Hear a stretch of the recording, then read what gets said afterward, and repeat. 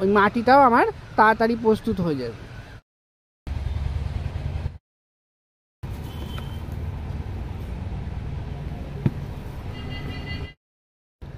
আমরা অনেক সময় এরকম বড় ড্রাম কিনে খুব অস্বস্তিতে পড়ি, কারণ এরকম বড় ড্রামে প্রচুর পরিমাণ মাটির দরকার, আর সেই মাটির যোগান অনেক সময় আমাদের কাছে থাকে না। তো সেক্ষেত্রে আমরা কি ব্যবস্থা করতে পারি, খুব শর্ট একটা ছোট ভিডিওর মাধ্যমে আপনাদের দেখাচ্ছি। আমি খুব সহজেই বাড়ির আগাছা, বাগানের আগাছা দিয়ে ব্যবহার করে আমি এই মাটিটি প্রস্তুত করব।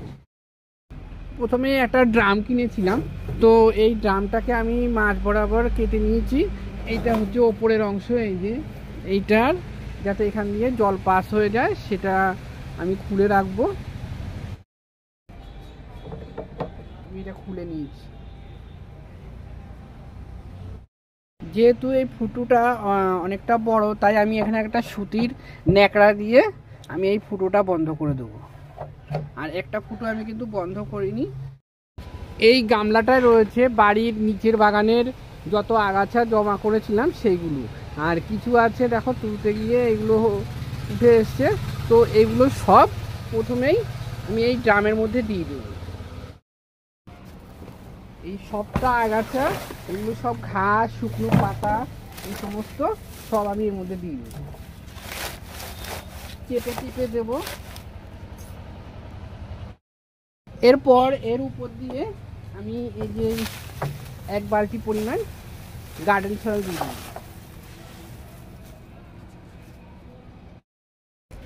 বাড়ির বাগানের যে পাতাগুলি হয়, শুকনো পাতাগুলি, সেগুলো আমি বস্তায় ভরে রেখে দিই। কয়েক মাস আগে এগুলো রাখা, তো আজকে এখান থেকে বেশ কিছু শুকনো পাতা এর মধ্যে দিয়ে দেব। এবার এখানে এই 1 গামলা মতো আবার শুকনো পাতা দিয়ে দিলাম।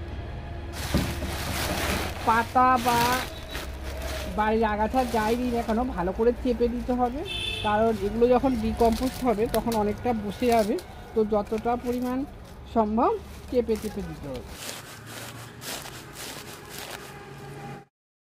এরপর আবার নিয়েছি 1 বালতি মাটি, গার্ডেন সয়েল এবং লিভ কম্পোস্ট মেশানো মাটি।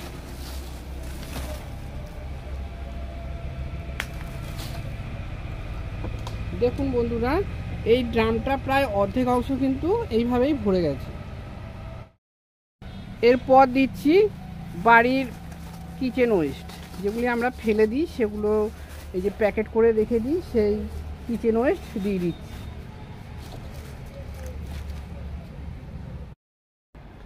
আবারও দিয়ে দিচ্ছি বেশ কিছু কিচেন ওয়েস্ট।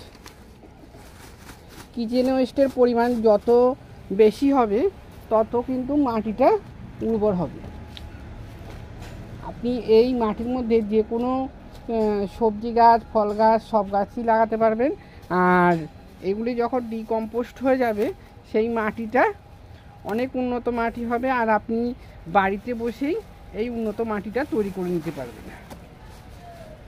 আর সবজির খোসা, এমনকি বাড়ির ফুল, পুজোর ফুল থেকে শুরু করে সব কিছুই ব্যবহার করতে পারবেন।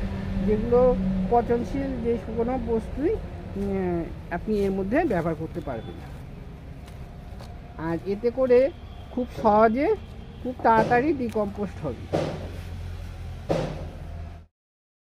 এইবারে আমি দিতে চলেছি আরও একটা গুরুত্বপূর্ণ জিনিস, যেটা অবশ্যই ব্যবহার করতে হবে, তা না হলে এই মাটিটাতে পোকামাকড়ের বাস হয়ে যাবে, এমনকি মাটিটাও অতটা ভালো হবে না। ভালো হবে না বলতে পোকামাকড় হবে। তো সেক্ষেত্রে আমি এখানে নিম পাতা শুকনো করে ব্যবহার করছি। এই নিম পাতা দিলে অবশ্যই এইভাবে কিচেন ওয়েস্টের সঙ্গে মিশিয়ে দেবেন। মিশিয়ে দিলে পরে নিম পাতা যে অ্যান্টিঅক্সিডেন্ট ও নিমের যে গুণাগুণ, তিতা গুণাগুণ রয়েছে, তার জন্য পোকামাকড় হতে পারবে না। যতটা পরিমাণ নিম পাতা দেবেন ততই ভালো হবে। তো আমি এখানে বেশ কিছু পরিমাণ দিয়ে দিচ্ছি, দেখতেই পাচ্ছেন। যত বেশি দেবেন, নিম পাতাটা যে কোনো জায়গা থেকে কালেকশন করে নিতে পারেন।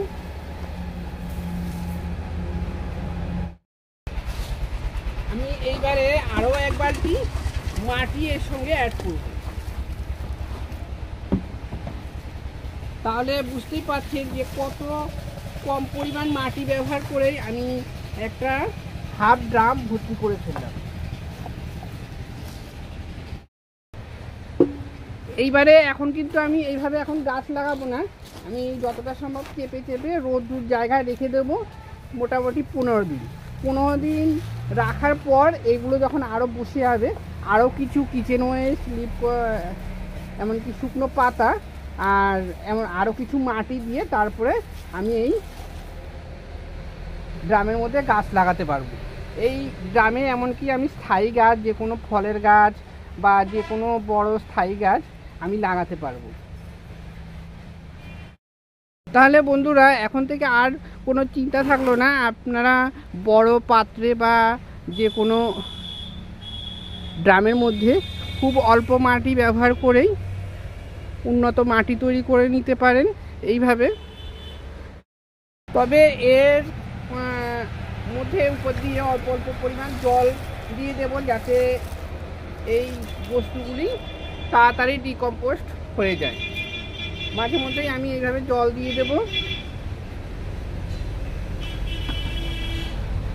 জল দেওয়ার ক্ষেত্রে খেয়াল রাখতে হবে, খুব বেশি পরিমাণ জল দেওয়ার দরকার নেই, হালকা হালকা ভিজিয়ে রাখলেই এই এখানে যেই পাতা এবং যে সবজি খোসাগুলি ব্যবহার করেছি এগুলো খুব তাড়াতাড়ি ডিকম্পোস্ট হয়ে যাবে এবং ওই মাটিটাও আমার তাড়াতাড়ি প্রস্তুত হয়ে যাবে।